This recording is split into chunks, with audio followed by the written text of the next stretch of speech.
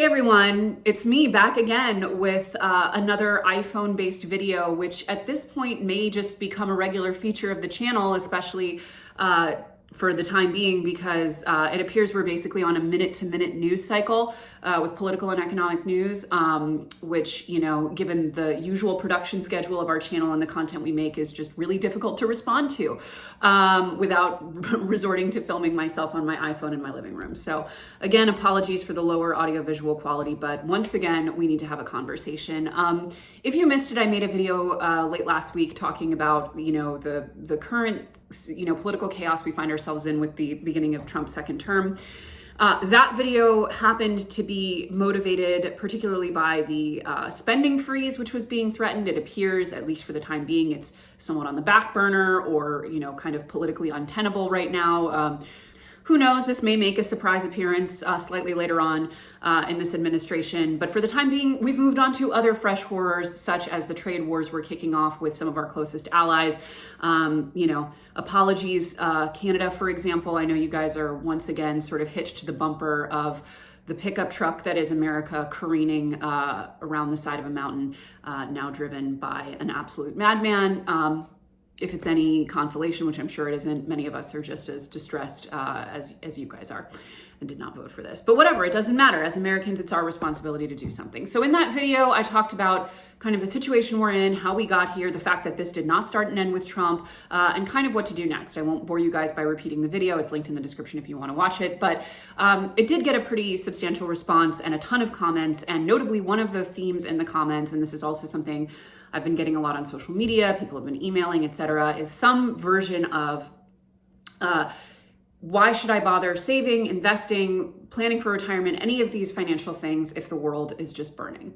And I know that they're referring to both literally in terms of climate change, which is increasingly just like a feature of our lives and will only become more so as time passes. But I know they're also talking about the political and economic upheaval that is almost guaranteed to occur over the next 4 years and beyond, and what the consequences of that will be. I want to answer this question in two parts, essentially, because one part is the why participate in the system if it's so bad, which I think is a huge part of this question. And the other part is, why should I participate in it? What if the stock market goes to zero or we're all living in some Mad Max scenario? Because I think both of these are valid questions and deserve to be taken seriously. Now, I do want to be clear that this sort of question framing of, you know, why should I bother doing anything financial if the world is just chaos and or going to be even more so, is a question that we have received pretty much since we started this channel. And that is just another reminder that all of this does not start and end with Trump, and both the sort of existential dread and the ethical complications of participating in our financial system is not new, was an issue under Biden, would have been an issue under Harris. So we need to just acknowledge that first and foremost. Although obviously right now it is ramped up to 11, no denying that. That being said, I do want to acknowledge that, as we addressed in the previous video, a lot of what is happening under the Trump administration is an out-and-out war on the poor and an attempt to increase wealth inequality and to further concentrate wealth and power at the very top. So I do think even if these questions have been a recurring theme in America, especially since Reagan, I definitely think they have gotten worse now, and I understand why, and I share those anxieties, right? I think about them all the time. I just watched like a 90-minute conversation between Chris Hayes and Ezra Klein to somewhat self-soothe, so we know things are dire in this house.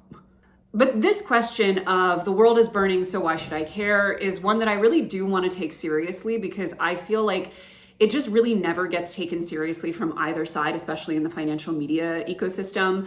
Because on the financial media side and sort of the financial world generally, I'm not going to name names. I think a lot of you probably know who I'm talking about, but some of the biggest players, many of the loudest voices in the financial space, are somewhere between neoconservative and flat out libertarian. So for them, everything that's happening, whether it's, you know, the tariffs or the increased deregulation or cutting taxes for the rich and corporations and, you know, either increasing or maintaining them for the lower and middle classes, like all of those things fall somewhere on the spectrum between it's not happening, it's not a problem, and it's actually a good thing. And that includes climate change too. Like, I highly doubt many of these guys, and they're all basically guys, are that concerned about climate change if they're even convinced it's a reality. But suffice to say, any of the very real sort of future concerns or ethical considerations that come into play when it comes to existing in our financial system, they don't give a shit. They just simply don't. Or again, they think it's a good thing. So that's the one side that you encounter when you ask this question. The other side is sort of the left progressive ecosystem, which, as someone who watches a lot of YouTube and primarily watches left progressive content, like, one of the frustrations I often find with that media ecosystem, aside from the fact that they can't stop fighting with each other like a bunch of Real Housewives, they're always going at each other's throats, is the fact that I think they don't treat the reality of existing within our current flawed, broken financial system with a proper level of pragmatism and practicality. Because I think a lot of what, progressives will point out, especially in the sort of political space, what they'll point out about our financial system, that it's extremely ethically compromised, that in many ways it's contributing to climate change, that it's basically impossible to invest without your money going to at least some things you almost certainly don't agree with, that labor is being eroded to the point that retirement won't even be possible for a huge portion of the population, that wealth inequality is reaching these unstable levels. Like, all of that is true. All of that is true. But if the answer to that is, so you shouldn't participate in it, so you should not invest, so you should not plan for retirement, so you should not save money, so you should just divest, quote unquote, in whatever vague way that means, the practical outcome of that is leaving people, individuals, usually people who are not very wealthy to begin with, in a much worse financial situation. And one thing I feel like we cannot say enough on this channel as people who do advocate for financial solvency and literacy and stability is keeping yourself broke or financially unstable, if you have the option to make yourself financially stable, literally does A, nothing to help you, and B, nothing to help any of the social or political causes you care about. Because 9 times out of 10, being in financial chaos leaves you with the ability to do literally nothing except survive day to day. And I think we don't understand that when we talk about something like retirement, for example, what it means to not be in financial chaos for the average person is hundreds of thousands, if not well over $1 million saved. Because whether it is through the inability to work physically or just the desire to not work, even a decade or so of living without any other income, that requires a lot of money. Social Security already doesn't cover it. That problem is going to get way worse by the time my generation is approaching retirement. So if we do not take our financial situation seriously, we are essentially guaranteeing ourselves that either now or at some point in our life, we will have the ability to focus on nothing but survival, which is, by the way, a very, very intentional dynamic. When we talk about the war on the poor, for example, it's so important to remind ourselves that keeping people disenfranchised and disorganized is the exact strategy taken by the capital-wielding class to keep the labor force cheap. A group of people who have no time or ability to focus on anything but their own survival, who are having to work multiple jobs just to get by every day, they don't have time to organize. They don't have time to advocate for themselves. They don't have time to contribute to their own communities or to broader political causes. They also don't have the leverage to look for other better compensated jobs. So keeping people poor and desperate only plays into the dynamic that we're already seeing, which is just less and less leverage on the side of people without money and more leverage on the side of people with it. Many people do not have the choice in their lives to ever escape that dynamic. Poverty is called a cycle for a reason. So if you do have the opportunity to invest, to save, to make sure that you are financially stable now and in the future, to not do that helps no one, least of all yourself. But once we've agreed, and I don't know that we'll all agree, but I believe, and I think a lot of us believe, that keeping yourself broke helps no one, then we can sort of dismiss this very sort of broad stroke opinion of like, well, the system is terrible, so you shouldn't participate in it. Now, I very cynically believe that a lot of the loudest voices on the quote unquote left who advocate for that are people who, whether through generational wealth or otherwise, simply don't have to worry about it in the same way that other people do. Like, for example, if you have a safety net in your family where you will always have somewhere to live, you will always have your needs met, you will always be able to survive no matter what happens, like you're already in a vastly different position than many other people who have much, much less of an ability to just unplug themselves from the system. But I also think that thinking this way, the system is bad, so you shouldn't participate in it, even if it means your own suffering, I think that leads us to the completely philosophically dead end of no ethical consumption under capitalism, which we'll get into in a second. Because essentially that just justifies any and all choices under the guise of the fact that they're all bad, so why not just make the ones you want? And I know that not everyone uses it this way, but I see every day, being a financial creator, I see every day some of the most extreme acts of reckless consumerism being committed under the banner of, well, they're all bad, so what does it matter anyway?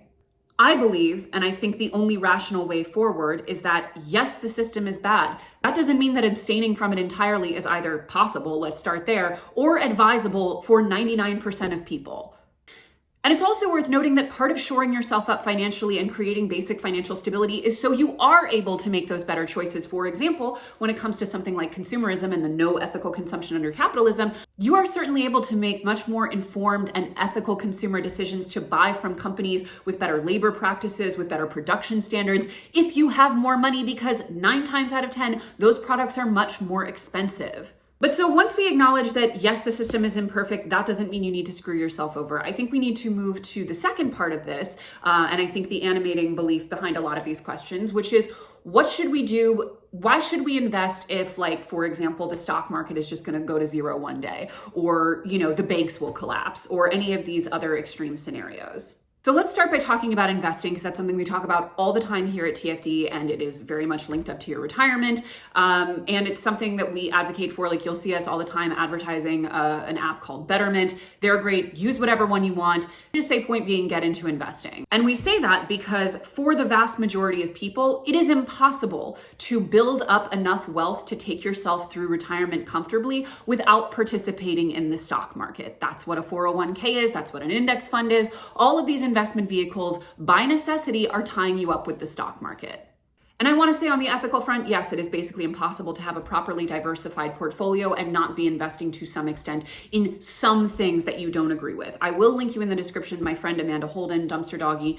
She's an investing expert, and she does have great explainers on how to reduce the negative impacts of your investing portfolio while still investing. She's one of the most politically engaged women I know, very much down for the cause. She still not only invests, but it educates other women on how to do it. So let's start there.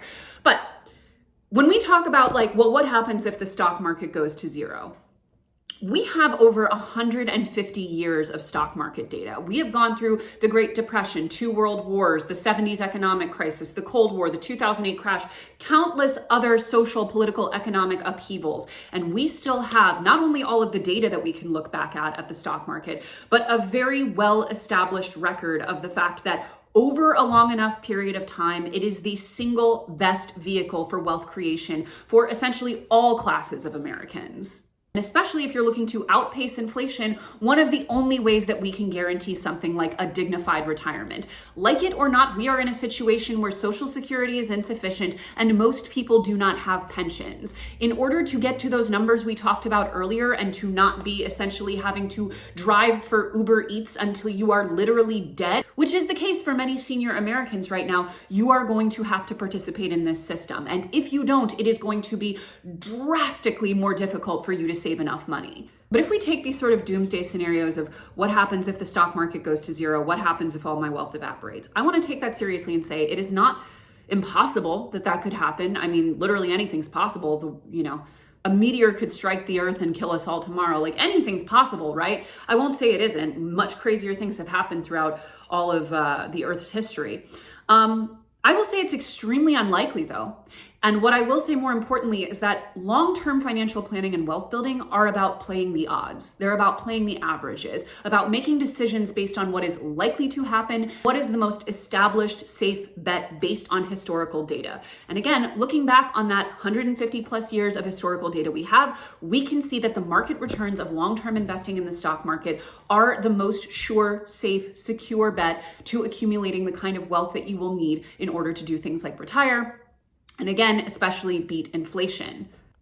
And it's also worth noting that not just an enormous amount of global capital, but the wealthiest and most powerful people in the world are inextricably tied up with the continued success of that market and the reliability of it. So if we are in a scenario where that all goes to zero, I think we need to understand just how different the world that we will be living in will be. It's also very fair to say that if we are in that scenario where the stock market all completely crashes and goes to zero and all of that wealth is erased, that we will have many other problems, economic and otherwise, that will likely greatly eclipse the fact that our portfolio is at zero. At some level, we need to be able to separate out our rational, calm financial planning from the very real and justified financial, ethical, even philosophical anxiety that we might feel at any given time. This can be very, very difficult for a lot of us to do. For the record, I work with a financial advisor. You'll also probably see us on the channel a lot promoting a financial advisor service. Advisor, we love them. You don't like them, work with someone else. But in general, getting someone who can help you through these times, if you can afford it, is also very helpful. But those of us who aren't navigating this with someone who have to wake up every day and read the terrifying, scary, overwhelming, difficult to understand news and then try to make good financial decisions, we have to be able to separate those two things out. My friend Erin Lowry, aka Broke Millennial, she is a great financial creator. We're actually doing an advice series later this month. But she actually talked about in her investing book, one of the experts that she interviewed literally did not open her portfolio statements for the essentially entire year plus after the 2008 crash because she didn't want to see those scary numbers and make a rash decision. Because as we've talked about many times on this channel, one rash decision of pulling a bunch of money out or reallocating everything in a panic can ruin decades of good, consistent investing. But even if it's just something as simple as when you're buying a home or how much you're keeping in an emergency fund or what your career plans are, all of these things, they need to be made as measured, thoughtful, calm decisions that are based on pragmatism and based on what is most likely to happen. This is not to say that the most catastrophic things will not come to pass. They very well might. We don't know, but we have to play the odds. We have to base our decisions on what is most likely to happen. And my best advice for people who have the ability to achieve financial stability, but are also concerned about the ethical implications of living and working within our economic system, get your oxygen mask on and then take all of that enormous economic privilege of not having to worry about your survival and dedicate it to any number of causes, political, social, or otherwise, that you deem worthy, that you think are important. That could be mutual aid, that could be running for office, that could be basically anything you want it to be, but you will have the ability to do it because you won't be worried about making rent at the end of every month. You won't be worried about never being able to retire. You won't be worried about potentially being homeless if anything goes wrong because you have an emergency fund. And just like with the no ethical consumption stuff, where you can basically justify anything because it's all problematic or compromised, the truth can always be somewhere in the middle, right? Like you can choose not to shop at fast fashion and still, for example, have an iPhone. And yes, both of those are problematic products in their own ways, but you can still make better choices within a flawed system. Because these extremely black and white proclamations of it's all bad, so divest, or the sky is falling, so why bother, or no ethical consumption under capitalism, all they do is lead us to a place where nothing matters. It leads us to a place of total nihilism and total hopelessness. The truth is that change is possible, but we can only make that change when we're not fighting on a day-to-day basis to survive. So if you have the ability to ensure your survival, ensure it. Is it going to be ethically imperfect? Yes, but so is living in America. We don't have the luxury of uncompromised choices. So yes, be worried. Yes, be plugged in. Yes, be thoughtful, but don't get so woke that you torpedo your own financial stability to prove something, because all it will hurt is you. That's all. I'll see you guys here soon. Bye.